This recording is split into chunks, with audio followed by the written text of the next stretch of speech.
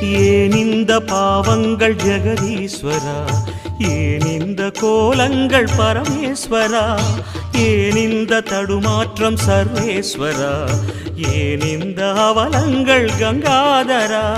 மூன்றாவதாம் உன் கண்ணையே நீர் திறப்பீர் உலகுயவே.